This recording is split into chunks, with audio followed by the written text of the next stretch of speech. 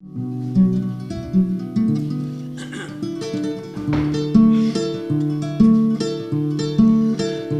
de Samboca, Samorenguesa, para ir a San... Bueno, Rafa es abogado y se formó inicialmente en la disciplina del derecho de la competencia, de la propiedad intelectual, industrial, del derecho regulatorio. Cuestiones, como veréis, muy diferentes a las que vamos a tratar aquí hoy, pero me parece importante decirlo y que él nos explique luego, si no le importa, bueno, ese cambio a que obedeció, ¿no? Me parece interesante. Bueno, durante varios años trabajó en grandes despachos corporativos como Pérez Llorca, como en empresas como Philip Morris, y entiendo que después de una reflexión decide dejar ese mundo y junto con otros compañeros crean una ONG que, como he dicho antes, se llama Gentium y tiene como objetivo fundamental mejorar el acceso a la justicia de las víctimas de violaciones de derechos humanos. Y lo hacen desde el convencimiento de que a través de un buen uso de las herramientas jurídicas es posible transformar la sociedad. Se puede lograr un cambio social, ¿no? Esta es la parte, yo creo, que más interesante. Bueno, han trabajado, que ahora nos contará, casos relacionados con la protección de los derechos de los niños y de las niñas, con personas gitanas, migrantes, refugiados y refugiadas y otras víctimas de violaciones de derechos civiles y sociales. Cuando hablábamos hace unos meses con Rafa, ¿no?, acerca de, bueno, qué le parecía interesante tratar en las jornadas, ¿no?, habiendo tenido conocimiento de los programas anteriores, nos planteaba que una de las cuestiones que venían trabajando era el acceso a la salud de las personas migrantes, en concreto de aquellas que se encontraban en una situación irregular. Y nos decía que entendía que era un área de desarrollo de los derechos humanos en la que no se había profundizado mucho, ¿no? Y por tanto veía interesante que pudiéramos hablar aquí hoy un poco de esa temática. Yo, antes de que comience, Rafa, y dado que te has incorporado ahora, quiero trasladarte o expresarte de alguna manera la contradicción o el desasosiego que, después de haber asistido ayer a las ponencias y a la de Raquel hace un momento, ¿no?, que acaba de ponernos los pelos de punta, explicándonos las terribles consecuencias que la aplicación del Pacto Europeo sobre Migración y Asilo, que se aprobó ayer, pues va con total seguridad a tener sobre las personas vulnerables, ¿no?, como son los migrantes. Incluso en un contexto de cifras obscenas, ¿no?, de muertes en el Mediterráneo y en la ruta canaria, de las que ayer nos hablaba también Ana Surillach, unido un poco al momento en el que, parafraseando a Iñaki Gabilondo, decía que vivía la sociedad, ¿no?, decía que estábamos anestesiados. Es decir, hay una serie de cimientos que parece que se tambalean, Rafa. Y ahora que han estado aquí y se acaban de marchar varias clases de alumnos de sexto de primaria, me pregunto, y con esto termino, y te dejo que hables, ¿cómo podemos explicarles, cómo podemos trasladarles a esos chavales que en un contexto como este, ¿no?, donde, dicho sea de paso, sus padres y sus madres tienen cierta dificultad para buscarle una cita con el médico, con el pediatra, cómo podemos explicarles que de esas personas que llegan, si es que no mueren en el camino, deben de tener los mismos derechos que cualquiera, ¿no?, y en este caso deben de acceder en igualdad de condiciones a la sanidad, en este caso, ¿no?, en las comunidades autónomas donde vivan. Ahí te lo dejo.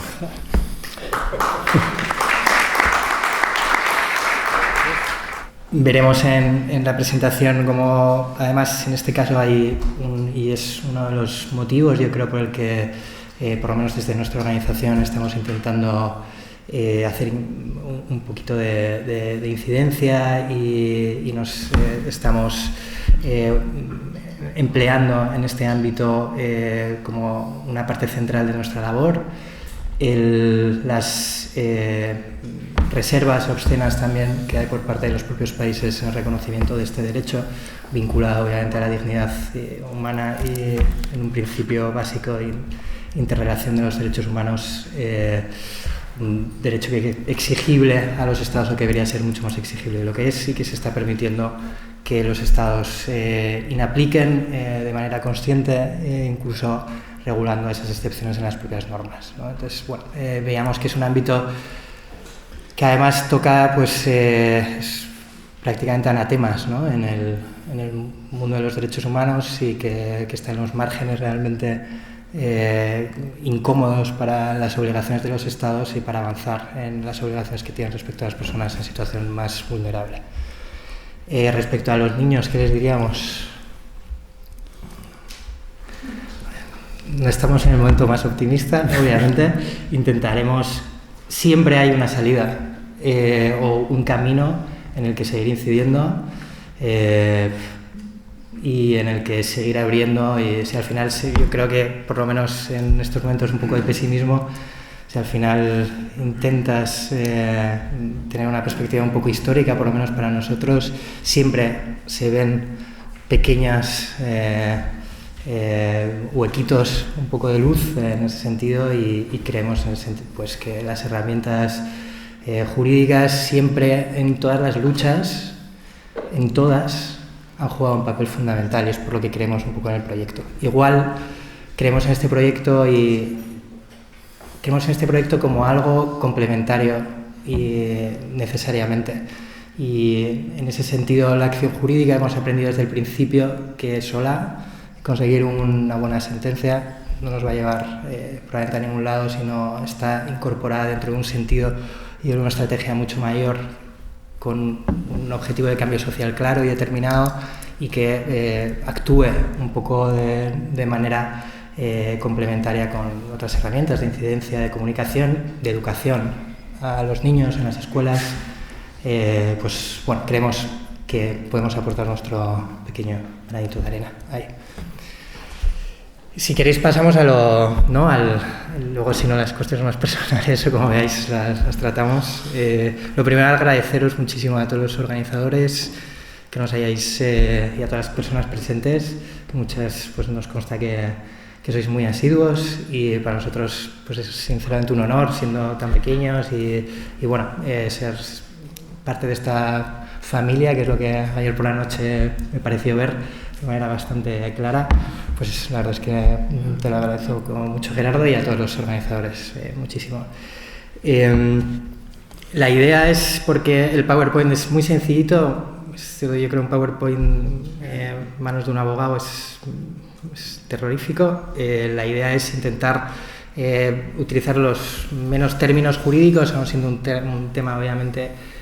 con unas implicaciones, y que la base va a ser utilizarlo el marco internacional del derecho a la salud para intentar buscar vías efectivamente que nos den un poco de esperanza sobre hacia dónde tirar en un contexto político, social y económico muy complicado y probablemente,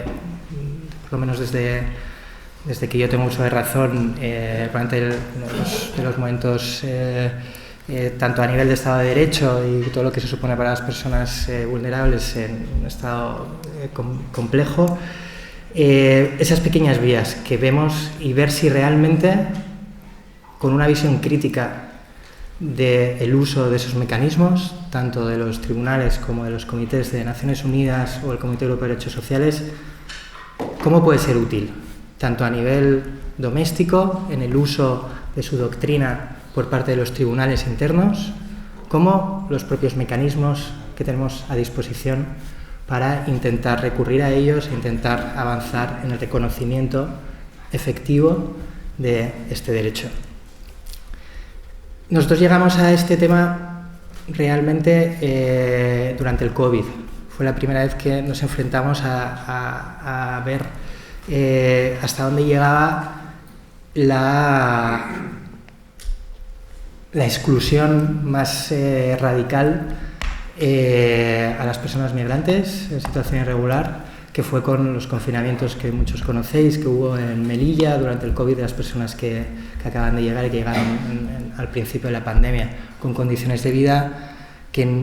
nunca se hubieran acercado ni mínimamente que se hubiera permitido a un ciudadano en situación regular. Bueno, yo creo que salió en muchísimos periódicos, muchas noticias sobre las condiciones de hacinamiento en un momento en el que de distancia social, en un momento en el que se exigían unas medidas sanitarias que se sabían, y en ese momento además la incertidumbre era realmente absolutamente total, era respecto a la vida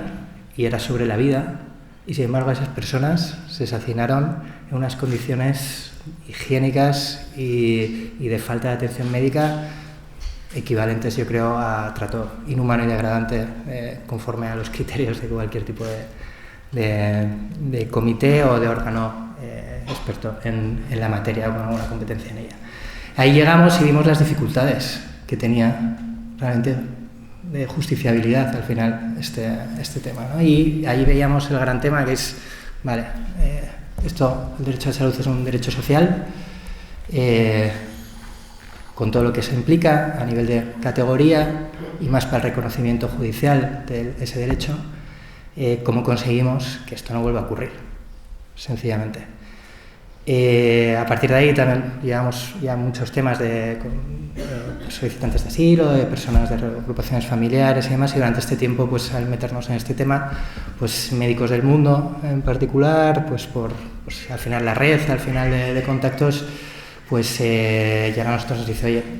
teóricamente desde el 2018 que llevamos esperando esa mejora ansiada tras el Real Decreto Legislativo que teóricamente trajo la sanidad universal y el acceso universal a la sanidad, independientemente de la situación administrativa de las personas, y nos plantearon cientos, miles de casos en la Comunidad de Madrid y en otras comunidades en las que está habiendo un bloqueo en el acceso a tratamientos médicos de urgencia, tratamientos médicos necesarios para realmente el mantenimiento, tratamientos médicos largos, tratamientos médicos necesarios para mantener una calidad de vida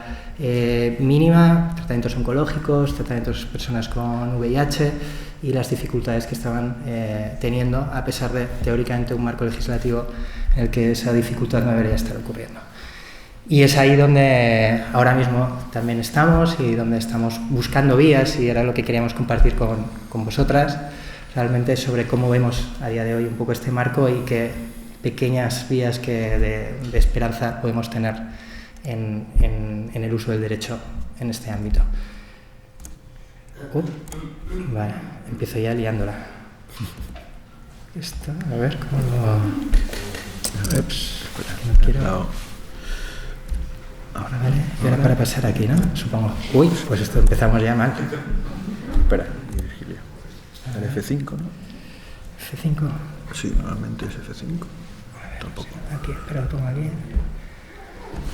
Y ahora le quiero dar a la siguiente. Ahí va. Vale, y esto fue lo primero que nos encontramos, ¿no? Este es el marco jurídico que teníamos inicial. Bueno, es el Real Decreto Legislativo que modifica la ley de aplicación, ¿vale? La ley sanitaria. No quiero entrar en terminología jurídica para que si no esto se vuelve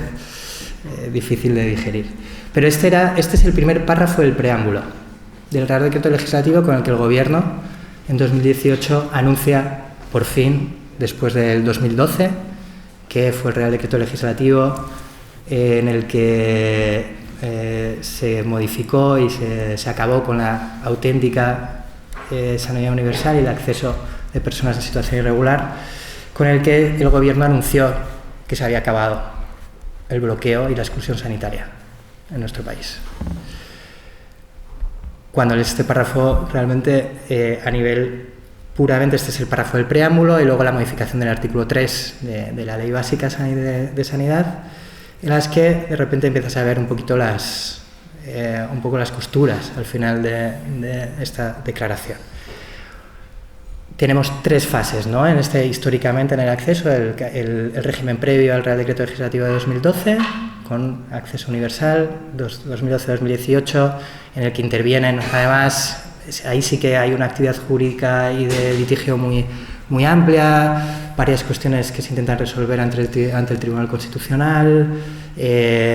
comités de Naciones Unidas diciendo esta restricción de acceso es incompatible con las obligaciones del Estado español. Y en 2018 esta modificación que llega hasta hoy, 2024, en el que se plantean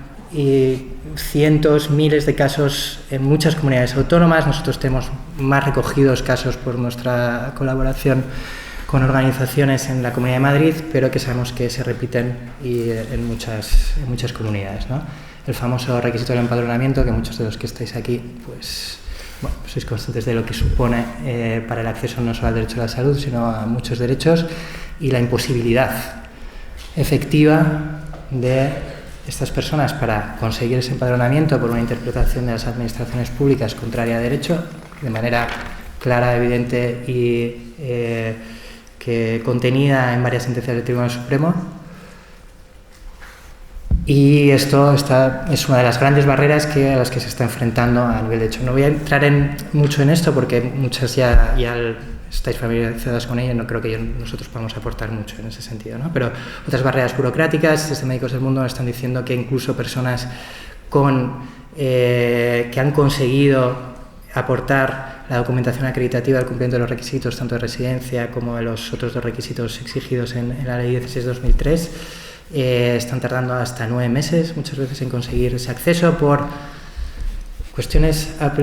aparentemente exclusivamente logísticas o burocráticas, que no hay citas. Bueno, ya las citas, el tema de las citas es otro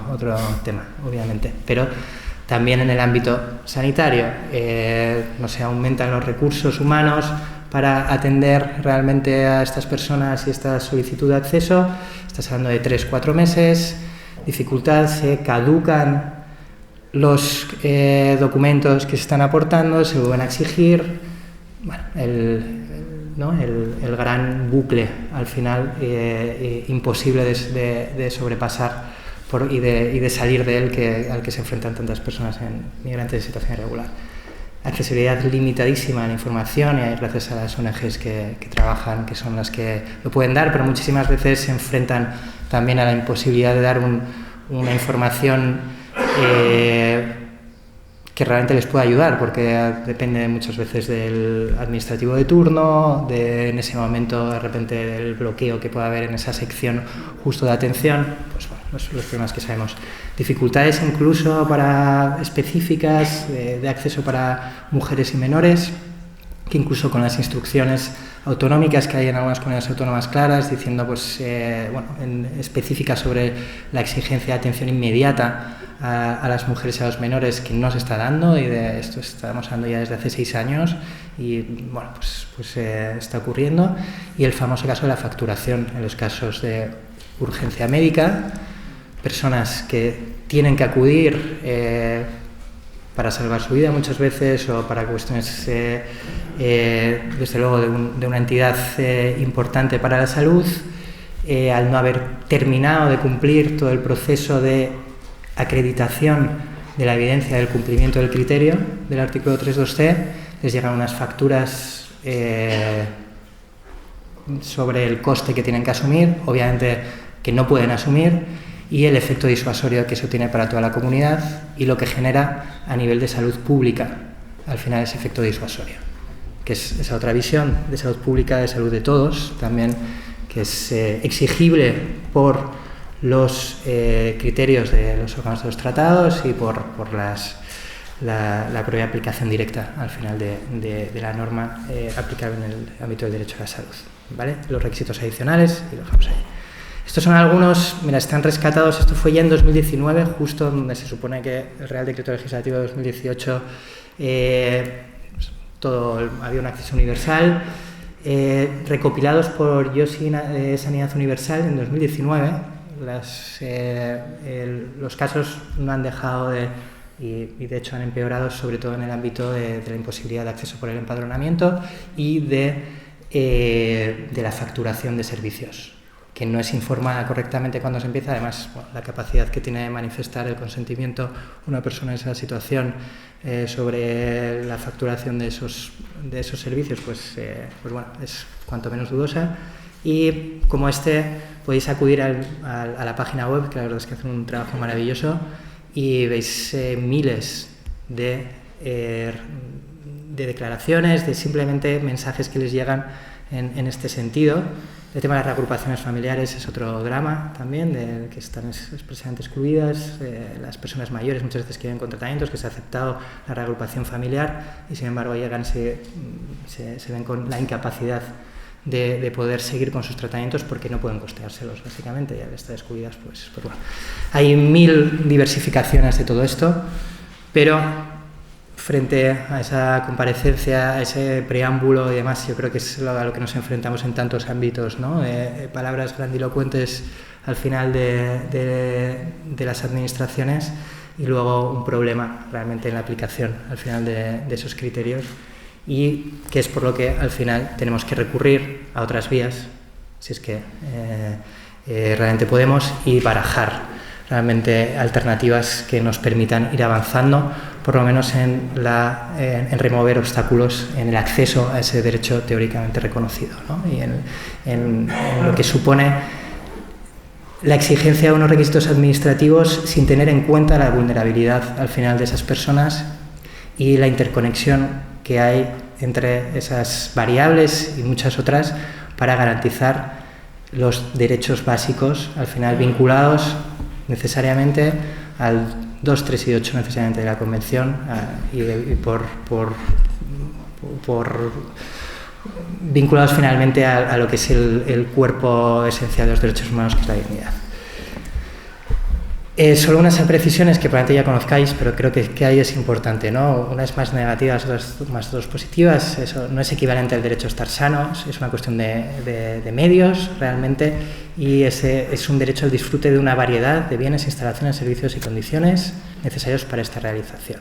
¿vale? Y por eso siempre se habla en esto, es el derecho a la salud, es un poco la forma de acortarlo, pero es el derecho al más alto nivel posible de salud física y mental. Este es el derecho a la salud, ¿no? Entonces, ese condicionante también que dice mucho sobre cuáles son las obligaciones, las contraobligaciones al final, ¿no? Que tienen los estados, son importantes porque al final acaban siendo una justificación o no de si los medios puestos a disposición para garantizar ese acceso son suficientes o no. Entonces son obligaciones de medios, ¿vale? No necesariamente de resultado y esto pues plantea obviamente una dificultad probatoria y una dificultad para conseguir precedentes al respecto. No es solo un objetivo programático, es realmente un objetivo inmediato en el que los estados, dentro de los recursos disponibles, que siempre es la salvedad, deben hacer todo lo posible para hacer efectivo este derecho. Y a pesar de las limitaciones de recursos, y aquí veremos qué comités son más avanzados en ese sentido y cómo lo podríamos utilizar, algunas obligaciones tienen efecto inmediato, como es el compromiso a garantizar el derecho a la salud de forma no discriminatoria. Ya hablaremos del principio de no discriminación, que es al final el coprincipio que tenemos que ver aquí para ver si realmente esa exclusión tiene algún tipo por lo menos de validez dentro del sistema de derechos humanos como lo conocemos.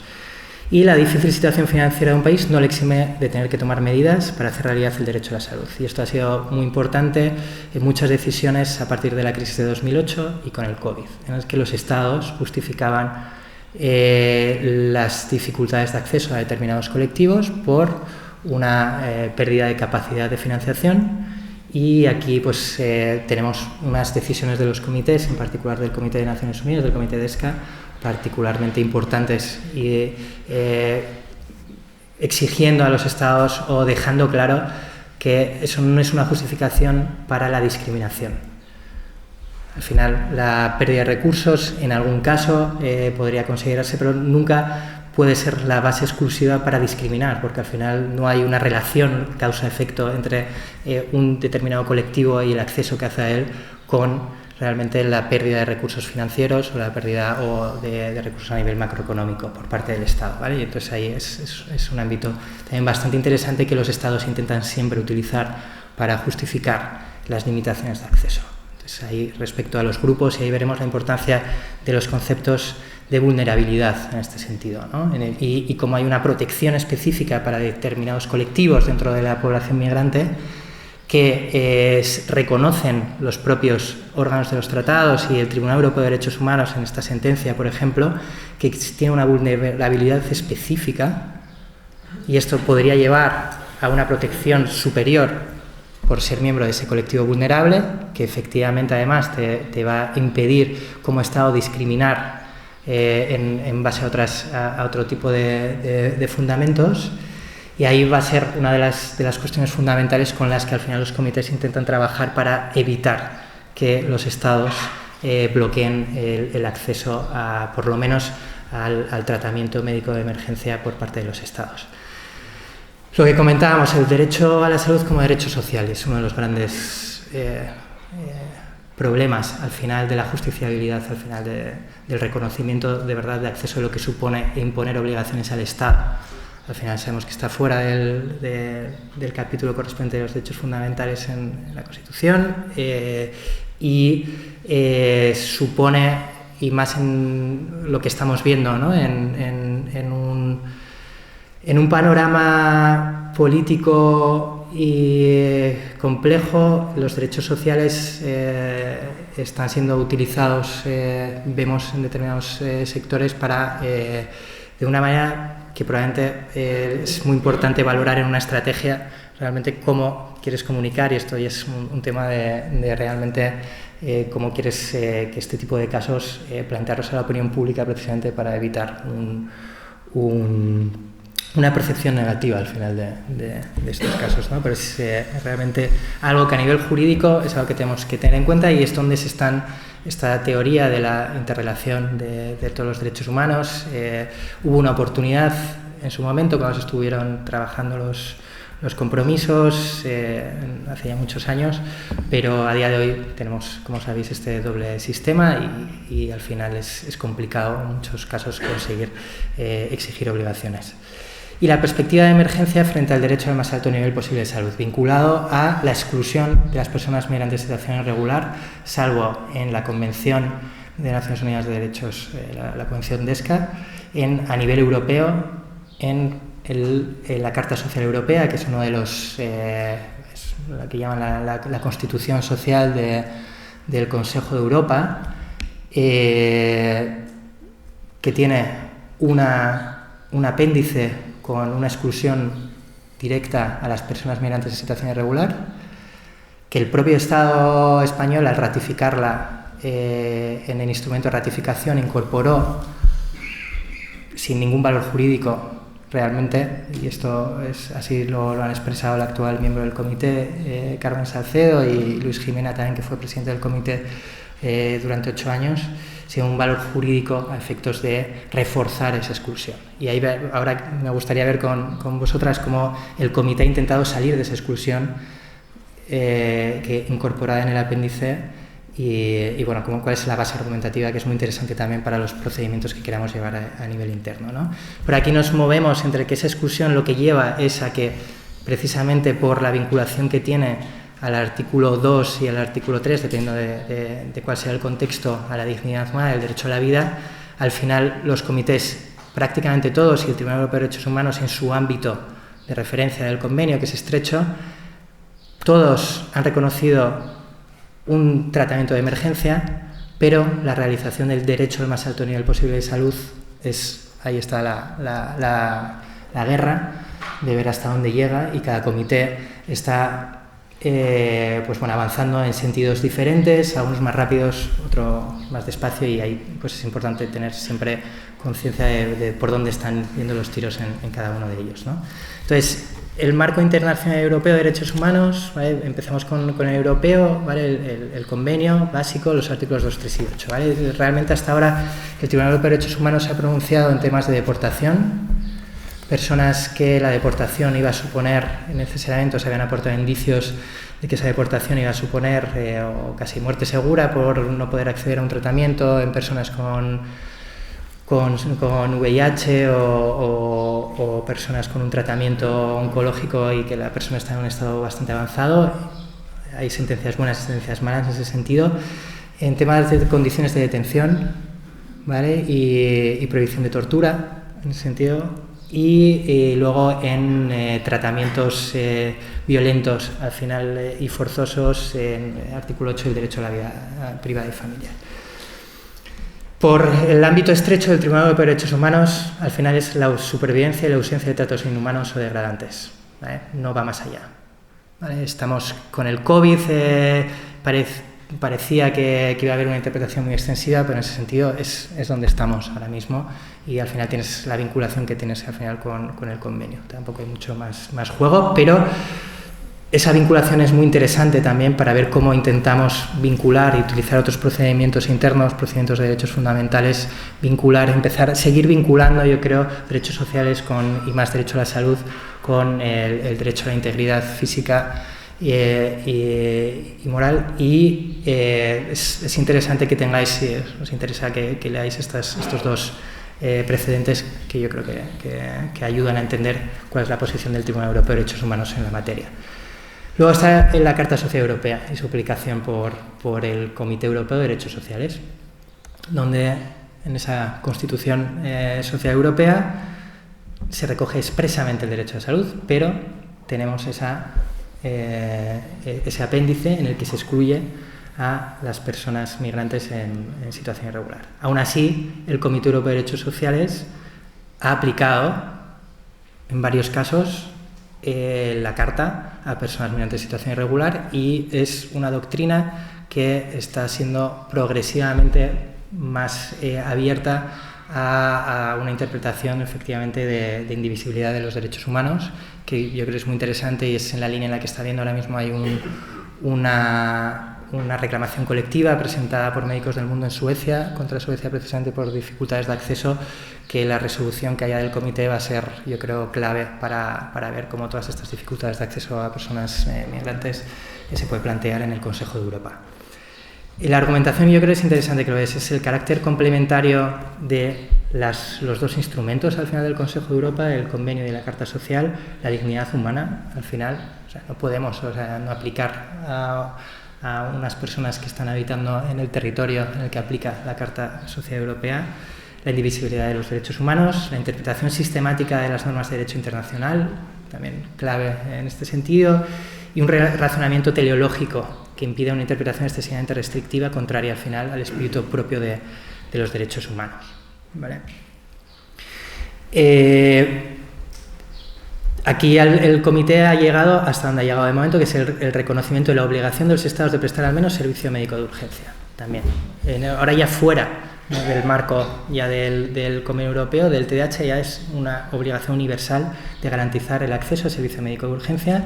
la protección especial de colectivos específicos, y hay una resolución bastante reciente, muy importante, que luego os comentaré, en el acceso de niños en particular, y esto es algo sobre lo que se ha pronunciado en particular el comité. La obligación genérica de proteger y promover la salud del colectivo, ¿vale? Y este es el caso que os comentaba, el de Eurocef contra Francia, ¿vale? De menores migrantes en situación irregular, y el razonamiento sobre la interdependencia realmente de los derechos es una maravilla, ¿vale? Entonces yo creo que es algo que nos ayuda a los abogados un poco también para poderlo argumentar en nuestros procedimientos. Y luego nos vamos seguimos, ¿no?, como en el Convenio Europeo de Derechos Humanos, Derechos Civiles, el Comité de Derechos Civiles y Políticos el Convenio de Derechos Civiles y Políticos de Naciones Unidas, el artículo 6 y las observaciones generales. Os lo pongo solo por si luego queréis echarle un ojo, que al final, pues también por el ámbito muy estrecho al final del propio convenio, ¿no?, tiene una interpretación al final demasiado restrictiva al final del derecho a la vida. Y aquí hay este precedente que yo creo que está muy interesante, de Toussaint contra Canadá, ¿vale?, en el que el Comité de Derechos Humanos al final establece los criterios en los que se debe exigir al final una asistencia en un tratamiento hospitalario para salvar vidas o la atención de urgencia, y es un poquito más amplio de lo que podríamos esperar, teniendo en cuenta el ámbito del convenio. Y, muy importante, descarta el control migratorio como justificación proporcional, de la proporcionalidad, para diferenciar el nivel de servicios sociales que se requieren urgentemente. Y hay una referencia expresa a que el control migratorio no puede ser una base para la restricción de acceso específica a ese colectivo afectado por esa política migratoria. Y es al final como todos los órganos y todos los tribunales intentan salvar la excepción de soberanía en el control migratorio, que ya todos conocemos y que además pues no parece que vaya precisamente en una línea descendente. Y aquí tenemos, ¿no?, como a nivel doctrinal, finalmente, ¿no?, el gran apoyo para los abogados y yo creo para a nivel de incidencia jurídica, ¿no?, que es al final la Convención de Derechos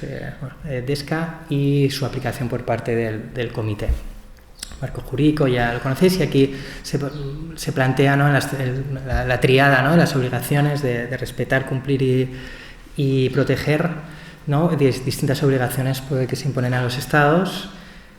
exigiendo, y viene la observación general 14, abstenerse de negar o limitar la igualdad de acceso a todas las personas, incluidos los presos detenidos, minorías y demás, obligaciones de proteger, adoptar medidas, incluidas legislativas, para garantizar la igualdad de acceso de los inmigrantes en situación irregular, servicios sanitarios prestados por terceros.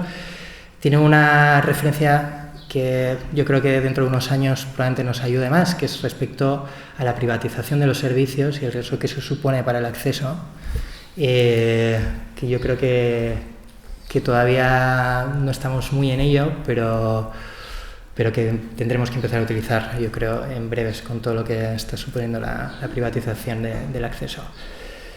Y obligaciones de cumplir y reconocimiento, ¿no?, del derecho a la salud de las personas indocumentadas y demás. Y que incluye, y esto es uno de los temas que veíamos al inicio, proporcionar esa información adecuada sobre la asistencia sanitaria en una lengua comprensible y que el sistema sea realmente accesible para las personas indocumentadas. Eso está todo expresado por el propio comité. Los derechos del pacto se aplican a todas las personas y los derechos son los más amplios en ese sentido, incluidos los no nacionales como los refugiados y solicitantes de asilo, temas de trata con independencia de su situación legal y su documentación, reconocido por el comité. Y aquí luego está sobre la base y la proporcionalidad del trato diferente y la justificación del trato diferente, que hay también una doctrina. La igualdad de oportunidades para alcanzar el más alto nivel posible de salud no puede satisfacerse simplemente con la prestación exclusiva de asistencia de emergencia. Es este comité el que nos nos sitúa en el estándar del nivel más alto de salud posible y es el único que realmente entra a valorar toda la aplicación de los principios de la posibilidad de los Estados de justificar un no cumplimiento pleno y en relación con el principio de no discriminación y vulnerabilidad. Y al final son los que nos están dando la posibilidad de intentar ir un poquito más allá en nuestras acciones. Y la falta de recursos disponibles finalmente no es una justificación ni objetiva ni razonable per se para aplicar diferenciaciones dirigidas a grupos marginados y desfavorecidos. Y esto implica que se le exige en los procedimientos abiertos contra los Estados por incumplimiento de sus obligaciones correlacionadas con el derecho a la salud de las personas migrantes en situación irregular, la exigencia de evidencia más allá de la existencia o no de recursos disponibles. Y es ahí donde tenemos que seguir avanzando, creemos, en esas exigencias para que los Estados no se vean tan cómodos para justificar su incumplimiento. Creo que también por sacar, para las personas que les interesa, es muy interesante la declaración que sacó el Comité en 2017 sobre los deberes de los Estados para con los refugiados y las personas migrantes, ¿vale? La obligación de progresividad, ¿vale? Que es propia del ámbito de los derechos sociales, pero que también esa exigencia, que es el comité el que está tomando un poco la bandera en estos sentidos para qué significa esa progresividad en la realización de los derechos en el ámbito de los derechos sociales. El problema que tenemos del margen de apreciación, obviamente siempre en derechos humanos, lo que supone, pero contra el principio de no discriminación, pues aquí el comité también nos da algunas ayudas. Y el concepto de atención primaria esencial, que es hasta donde hemos llegado en todo esto, hemos pasado del tratamiento de emergencia a la atención primaria esencial, en llenar de contenido qué significa esa atención primaria esencial e intentar seguir avanzando en esta aplicación, ¿vale? Y los principios demás. Solo quería terminar con dos cositas que yo creo que es importante también a efectos de manejar expectativas, o es nuestra experiencia, que es muy limitada, ¿vale?, con los casos que llevamos, pero que igual le sirve a algunas personas, ¿no? El famoso problema de la justiciabilidad al final del derecho a la salud, de la justiciabilidad al final, los mecanismos de recurso y la ejecución al final de esas decisiones. Estamos hablando del comité, de dos comités, del Comité de DESCA y del Comité Europeo de Derechos Sociales. En el Comité Europeo de Derechos Sociales estamos teniendo recientemente unas sentencias de juzgados de lo social muy importantes sobre la aplicación del control de convencionalidad y de la aplicación de la Carta Social Europea en el ámbito laboral y de seguridad social, que nos puede ayudar en el ámbito, yo creo, de los derechos humanos para intentar utilizarlos en nuestro ámbito doméstico, y se está alejando un poco de el problema de ejecutividad o de vinculatoriedad de los dictámenes, como los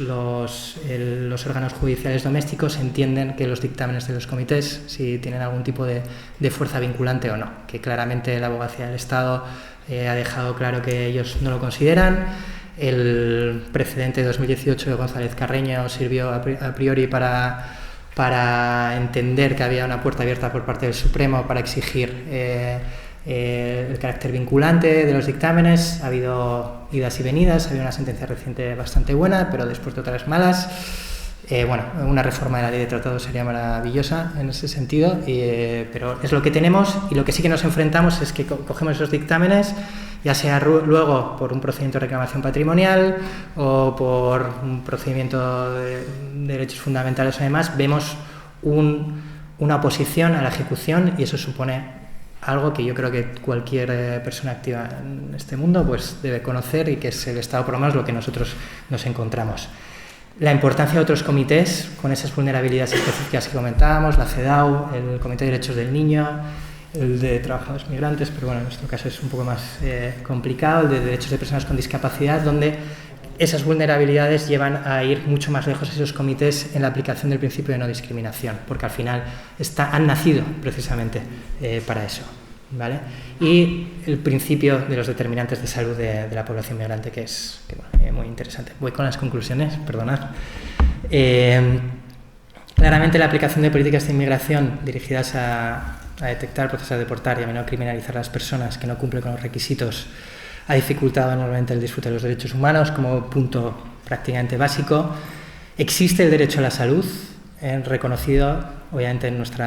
de la población migrante en situación irregular, reconocido en nuestra propia normativa, pero reconocida en todos los ámbitos, al final del marco internacional de derechos humanos. Obviamente, saber cómo hacerlo realidad implica estudiar cómo eliminar esas barreras existentes que hemos comentado, y es así, son difíciles, pero las hay, y nos están dando las pistas los comités y parte de la academia sobre cómo hacerlo. Y la parte un poco positiva, en la última década, en el ámbito internacional, dos notas, ¿no? Tanto el Comité DESCA como el Sistema Interamericano de Derechos Humanos nos ha enseñado un camino muy interesante entre la interrelación de los derechos civiles y los derechos sociales, y cómo forzar realmente una interpretación que vaya avanzando en exigir responsabilidad y obligaciones a los Estados de manera clara y contundente. En lo que respecta a la legislación europea, esta resolución, esta decisión que os comentaba de Eurocef, yo creo que es muy interesante. El caso actual que veremos que va a ser clave en ver cómo el comité se posiciona, el Comité Europeo de Derechos Sociales. El TDAH parece que durante la pandemia abrió la posibilidad a ampliar los contornos del derecho a la vida y el derecho a la integridad física, y creemos que es una vía interesante. Y finalmente, pues obviamente existen esas inconsistencias. No hay una evidente evolución interpretativa en este sentido de todos los conceptos que son importantes para seguir avanzando en este sentido, pero hay un avance real que va a depender mucho de todas nosotras, los actores, un poco yo creo en terreno, para seguir forzando a los Estados para que acabe por fin la exclusión sanitaria de las personas migrantes en situación irregular. Y una última recomendación, que es una maravilla este libro, escrito por Stefano Argheleri, sobre el derecho a la salud de las personas migrantes. Participó también en un estudio precisamente de los derechos de los refugiados venezolanos en Colombia. Es italiano, y leer esto es una auténtica maravilla. Muchas gracias.